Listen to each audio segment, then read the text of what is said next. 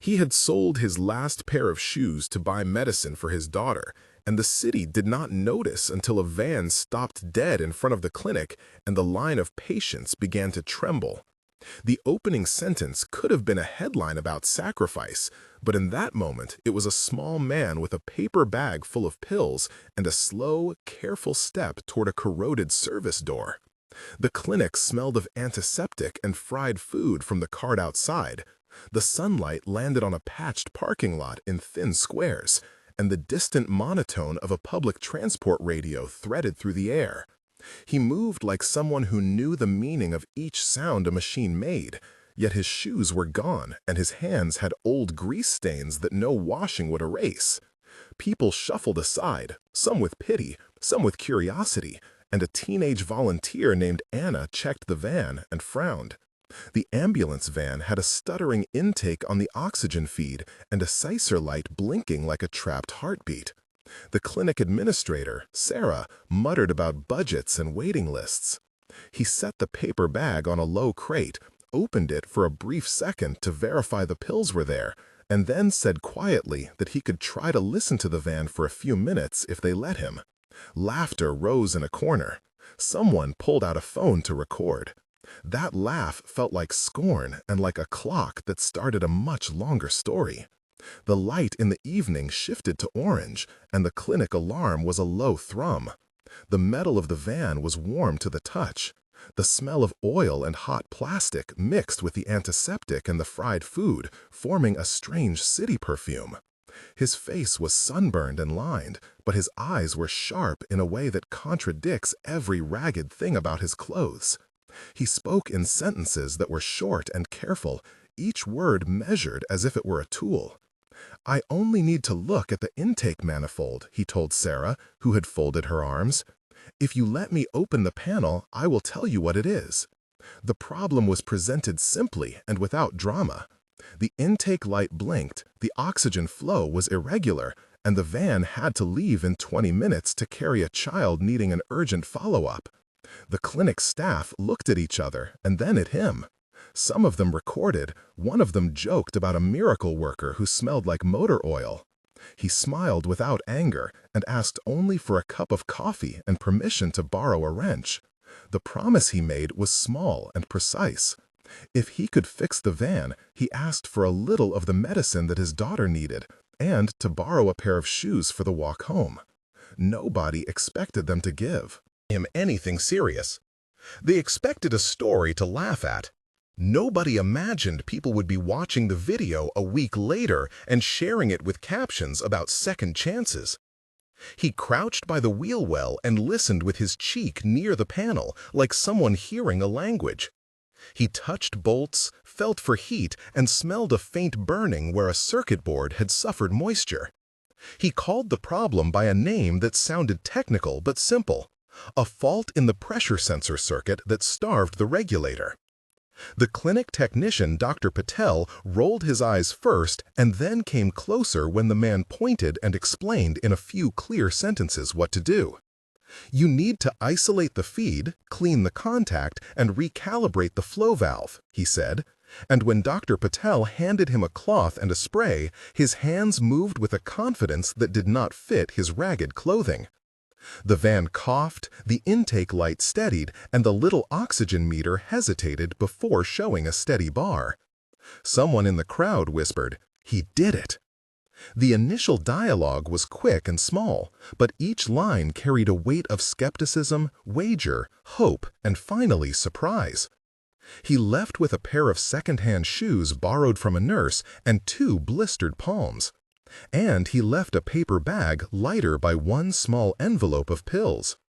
A passerby had already uploaded the video to a social platform, captioned, "Sold shoes to buy medicine, fixes van in minutes." And within hours, the clip threaded into 1,000 feeds. A few days later, the man returned to the same clinic not for praise, but because the city presented him with another test. A child named Wateo, 6 years old, arrived on a stretcher with a respiratory infection, and the pediatric unit faced a shortage of functioning nebulizers. The hospital supplier had delayed a shipment. The head nurse, Maria, called everyone she could and finally told the small group that if no machine could be fixed, they might have to move patients across town. The pressure rose in the room. He had money for only a short commute, and the pill envelope was nearly spent. He asked simply if he could look at the broken unit, and this time the room was quieter. The sound of the corridor was only shoes and the soft mechanical breathing of machines. He opened the unit, and the smell of old resin and dust rose out like a small storm. He worked with a calm method, connecting a small handheld scanner he had in his satchel to read the board, interpreting the blinking codes as if they were words. "See, the injector pump is not pulsing because the driver circuit is saturated by moisture," he said. "We can dry and replace the pump seal, then recalibrate the timing to match the oxygen flow." A nurse named Jorge handed him a syringe filled with cleaning solvent. The boy's mother, Anna, watched with hands clenched. The machine hissed back to normal in 20 minutes, and the child exhaled less raggedly. The staff looked at the man with newfound attention. He had come with a paper bag and a small explanation, and left with fewer small coins, and a community that began to murmur about the strange man who fixed what others could not. That second demonstration planted seeds in the neighborhood about a hidden knowledge and a heart that pushed past humiliation into action. The small video continued its life cycle. What began on a phone as a joking clip moved into news feeds, and with every share, the story gained a frame of context. People wrote about the father who sold shoes to buy medicine, and suddenly the man was not just someone to pity. Offers arrived, some genuine and some exploitative. A local journalist named Ramon reached out to ask if he would speak. A charity volunteer called Mayor Thompson to complain about the state of city maintenance that forced such acts into necessity. An older woman named Elena came to the clinic and offered homemade soup. Officer Lewis, who had mocked him outside the van, found himself returning to apologize. The man, whose name was Miguel, declined a staged interview at first and asked only for privacy so his daughter could rest. Maria, the head nurse, said she would bring him a pair of donated shoes instead. The story built like an engine warming up, small combustible pieces of compassion mixed with the pressure of attention. And the audience watched as a quiet man navigated offers, insults, and curiosity. One afternoon, a producer from a regional channel arrived without warning, and the camera lenses gathered like gulls. They wanted the dramatic arc, the before and after, the reveal of poverty and genius. Miguel felt the glare of the cameras like heat on old paint. People pushed microphones forward. "How did you learn this?" asked Ramon in a gentle voice. "My father taught me," Miguel replied simply, and then his hands found his own rhythm of explanation. He told a short version of a life with grease on the hands and a makeshift school of tools at a corner lot. He spoke about listening to engines the way a person listens to music. The producers wanted spectacle, but Miguel chose to tell the small details: the taste of coffee when you have nothing else, the weight of the paper bag with medicine, the smell of his daughter's hair when she finally slept after a dose.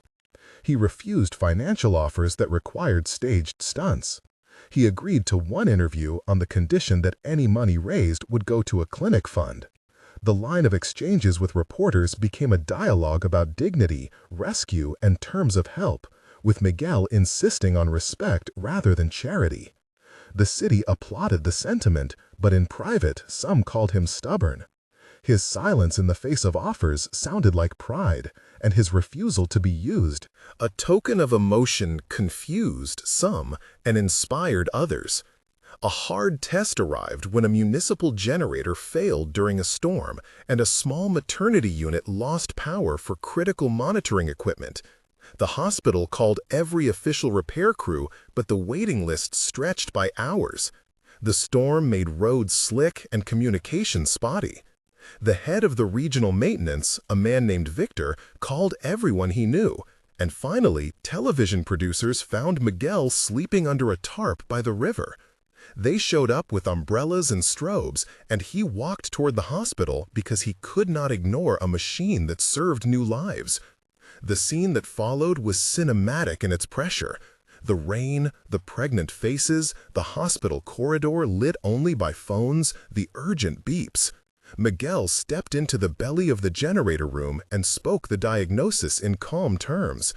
The starter relay is being starved by a failed rectifier, and the alternator has unbalanced coils, he said. And the words carried authority.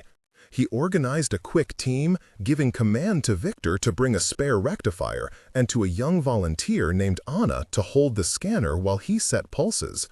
The work extended into hours, each instruction precise and brief. He instructed the team to remove the worn brushes, to clean the commutator, to isolate the circuit, and test the voltage at each terminal. He spoke like an orchestra conductor to people who had never been asked to follow. The generator coughed and then settled into a steady, deep hum, and the maternity monitors steadied. A technician who had been skeptical, Officer Lewis, laughed with relief and then hugged Miguel, and some of the crew cried. The technical procedure in this scene required a brief, clear explanation. He isolated the failed rectifier, replaced the brushes, cleaned the commutator, and recalibrated the excitation current to stabilize the alternator frequency, all within 6 hours. The generators and circuits responded because the sequence matched the system tolerances, and the live test showed voltage stability within acceptable range. The hospital staff publicly thanked him, and the producers framed the whole narrative as a dramatic finale. The clip of him working in the rain ran in the evening news, and the city saw not only a man who had sold his shoes for medicine, but a person whose hands could steady an entire ward. After the generator success, offers bloomed. A local nonprofit proposed to fund a formal apprenticeship program. A corporate sponsor, cautious at first, wrote an email offering equipment if Miguel would conduct workshops. Ramon wrote a feature about the tension between pity and respect.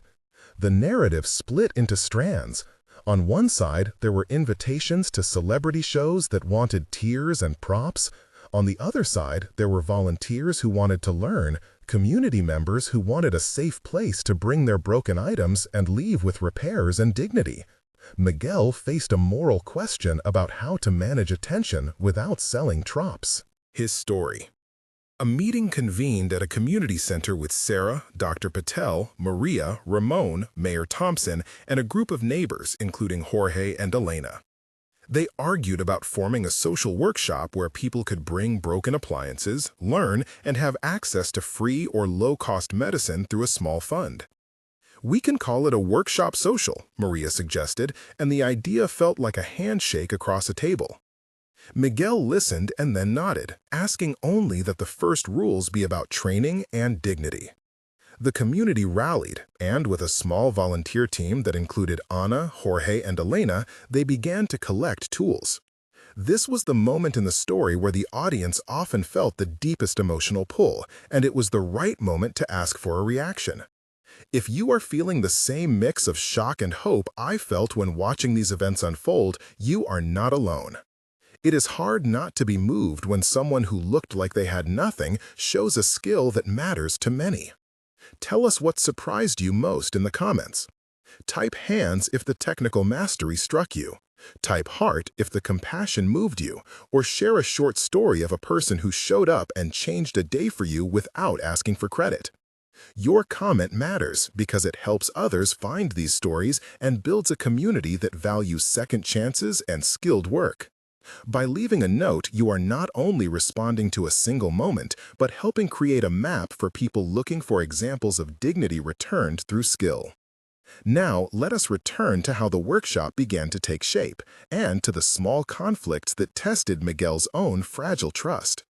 The early days of the workshop social were a tangle of optimism and practical problems. They found a disused garage behind a church and cleaned it with a roster of volunteers. Ramon used his connections to get a small grant, enough to buy a scanner and some basic parts. The nonprofit bought a used diagnostic laptop and a set of sensors. Miguel taught with a directness that surprised the volunteers. He preferred showing to speaking, yet he organized lessons that began to form a curriculum. Listening to motors, calibrating sensors, diagnosing injection issues, measuring current on circuits.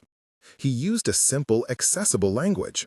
He called the first class listening, and he had students close their eyes and feel a vibration on the chassis, learn the cadence of a pump, understand how a sensor could lie because of corrosion.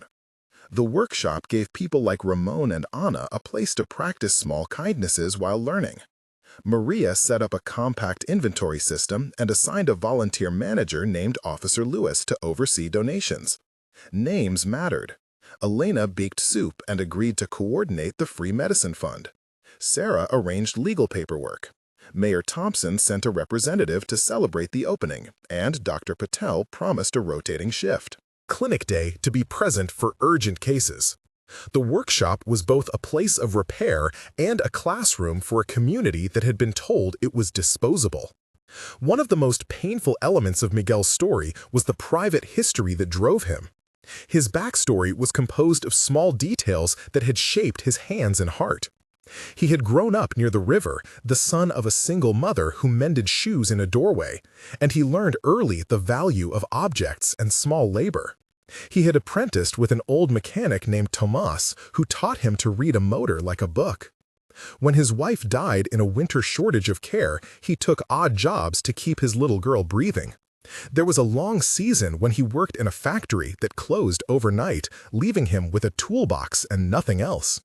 He married again briefly and then lost his second job to a corporate consolidation. And the loss of routine made the nights loud. His daughter fell ill because medicine was costly and the clinic was far. He worked 3 shifts for a while and refused pity from strangers, believing he would make a way with his own hands. The last pair of shoes he had been saving for a repair job was sold in a moment of desperation to buy a course of antibiotics. That small act of selling shoes to buy pills was not symbolic to him. It was a calculation born of love. Those were the facts he carried and the quiet reasons he refused to let the workshop become a stage for his own story. The backstory lasted for years of small private choices that led to public consequence. A few days after the workshop opened, the first serious challenge to Miguel's resolve arrived in the form of a legal complaint filed by a salvage company that claimed that some donated parts had come from questionable sources. The complaint reached the morning papers and some donors pulled back. Miguel found himself anxious in ways that had little to do with tools. He worried that the fund for medicine would dry up, and he feared his daughter might need more care than he could buy. He spent late nights at the workshop, lying awake by a window listening to the river and replaying scenes where the city had treated him like a curiosity. The tension slowed him down, and he had to decide whether to fight publicly or to step back and negotiate calmly. He chose negotiation and transparency. He invited Dr. Patel and Mayor Thompson to inspect records. He published receipts and created a simple audit run by Elena and Jorge, and he insisted that any money be tracked. The decision to open the books was small and costly emotionally, but it restored trust. In 2 paragraphs, he moved from internal doubt to a decision that would prove pivotal. The community responded by donating more parts, and a retired mechanic, Victor, came to volunteer weekly with knowledge of how to salvage items ethically. A larger crisis tested the workshop when a regional outbreak strained resources, and the clinic faced a shortage of oxygen concentrators. Requests poured in by the dozen. Miguel and his team worked round the clock. They had to triage repairs, decide who could wait, and coordinate pickups. A tense moment occurred when 2 mothers argued over who would get the only working unit that day. Miguel stepped between them. He listened to both and then suggested a rotation system while he repaired a second unit using salvaged parts and a donor contribution that Ramon had secured. The next 3 days were a blur of mechanical work, community negotiations, and calorie-poor meals. The work required precise technical procedures described in plain terms. He replaced worn intake valves, recalibrated flow rates to respect pediatric tolerances, and matched oxygen concentration by adjusting pulse timing, achieving stability through iterative tests repeated until the units held the required output. Each repair took time and care, and the team numbered volunteers who learned quickly the rhythm of diagnostics and patience. As the workshop gained traction, a national program offered a grant to formalize training across similar neighborhoods. The offer promised equipment, curricular support, and a small paid coordinator role for Miguel, who had never sought a job with a title. The proposal required him to tell more of his life publicly. Miguel felt a conflict between control and opportunity. He remembered the days when he had fixed radios in a back alley and refused to beg. He also remembered the time his daughter had stopped breathing and he had no medicine. After long reflection, he agreed to accept the grant under terms that protected the workshop's autonomy. The press framed it as a rise from poverty to recognition. Some voices accused him of selling out.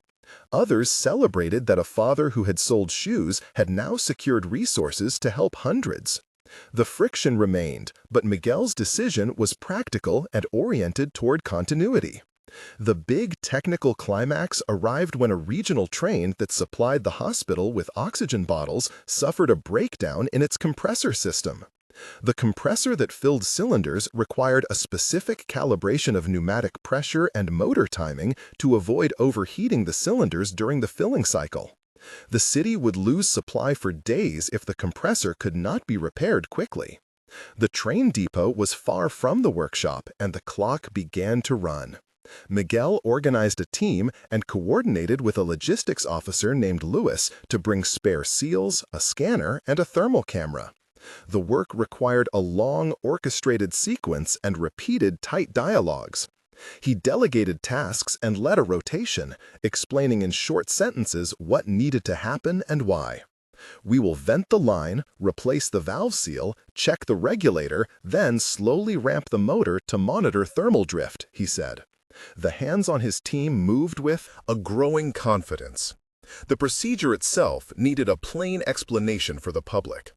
Miguel isolated the failed regulator, replaced the valve seal with a matched tolerance part, adjusted the timing of the compressor by modifying the cam profile within acceptable margins, and monitored thermal load to avoid runaway heating. He tested the system under load, confirmed pressures held steady, and certified the compressor to resume service. The repair took more than a day and involved a careful balance between speed and safety.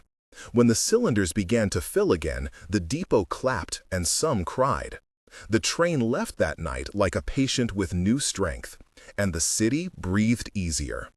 Public exposure reached a fever pitch. Interviews multiplied, and with them, some invasions. Reporters asked for more details about Miguel's life than he wanted to give. Offers to build a branded center arrived with contracts attached. Miguel found the glare of attention uncomfortable, but he also saw a chance to secure something lasting. He chose to be transparent about his conditions. He told the story of the shoe sale calmly, of the decisions that had pushed him to sell and to trade dignity for medicine.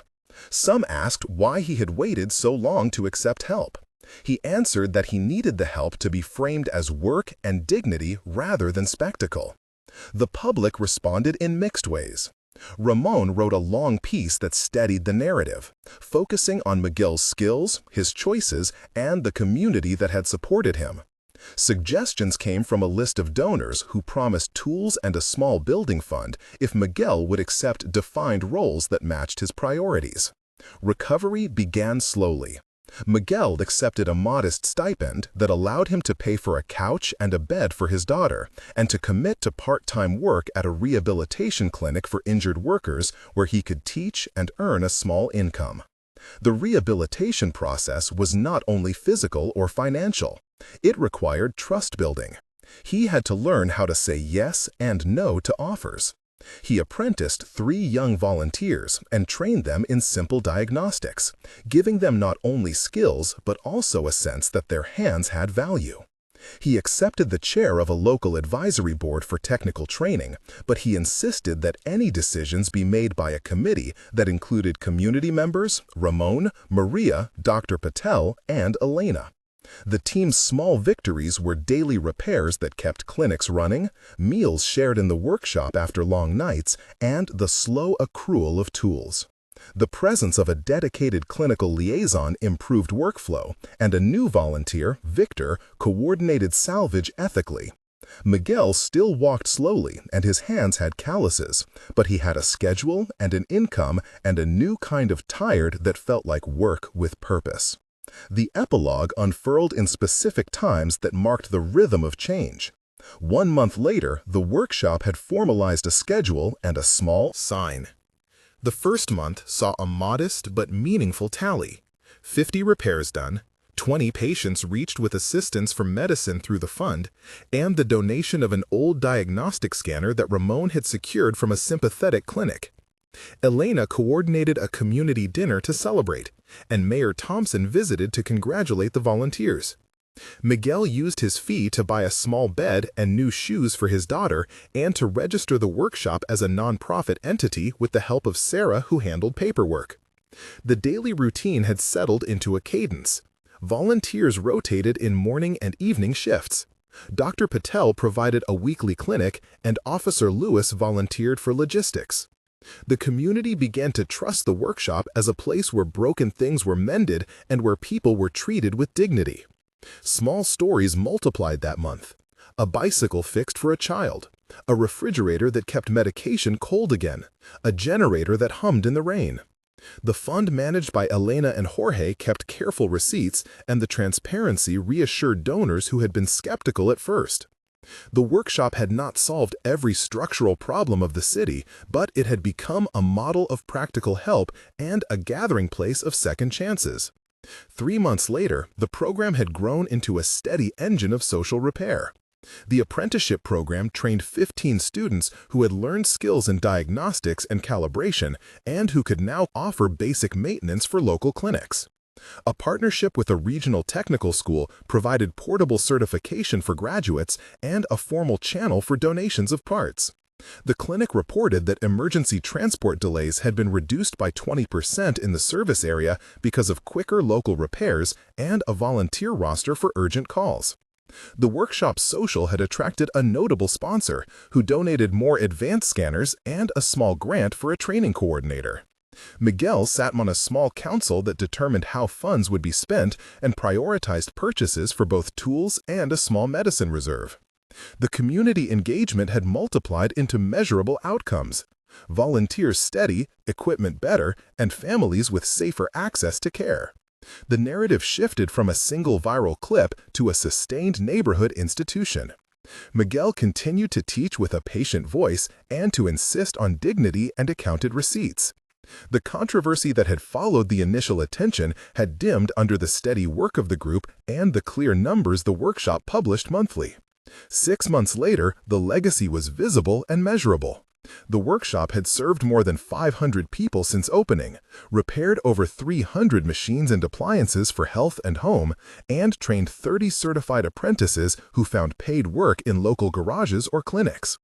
The small fund provided emergency medicine vouchers for more than 100 families. A plaque on the gate listed contributors and partners, including Dr. Patel, Sarah, Maria, Ramon, Elena, Victor, and Mayor Thompson, and the listing included a community roster of volunteers who kept the doors open.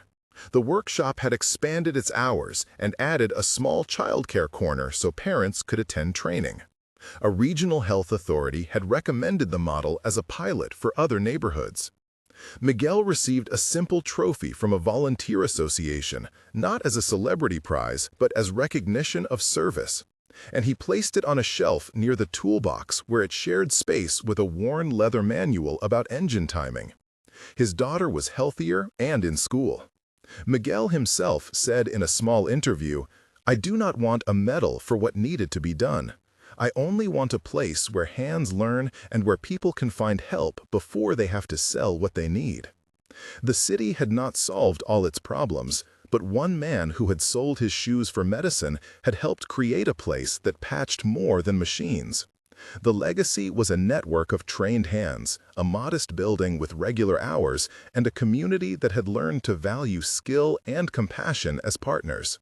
The final image in the story was quiet rather than cinematic.